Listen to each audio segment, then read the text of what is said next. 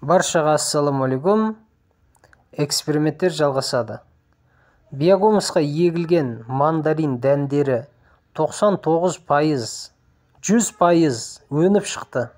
Достар, енді биіктігі, көшеттердің биіктігі 2 және 4 сантиметр аралығы болған кезінде мен оларды жеке-жеке ыдыстарға егетін боламын.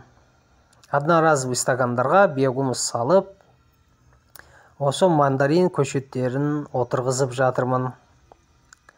Азырақ ылғалдаймын. Бұл комнатный кәдімгі колонканың суы, жылы су. Мандарин көшеттері ылғалдықты өте жақсы көреді. Енді мандарин көшеттері биіктігі 10 сантиметр шамасында болған кезінде мен оларды не істеймін? Осындай үлкендеу ыдысқа және көшіретін боламын. Мандарин көшеттерін бірден үлкен ыдысқа көшіруге болмайды екен. Поэтапно жасаймыз. Бірінші өндіріп аламыз, сосын одноразовый стакандарға, сосын үлкен шелекке отырғызамыз. Жоғарыдағы 2 лимон көшеті, бұлар да дәннен өніп шықты.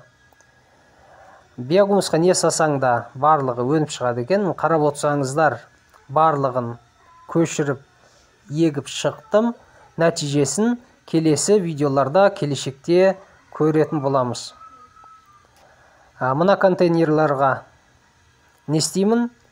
Пияздың дәндерін егіп шығам. Құдай қаласа келесі видеода көретін боламыз бұны да. Видео ұнаған болса лайк, комментарий жазыңыздар, каналымызға подписка жасаңыздар. Сау саламат болыңыздар.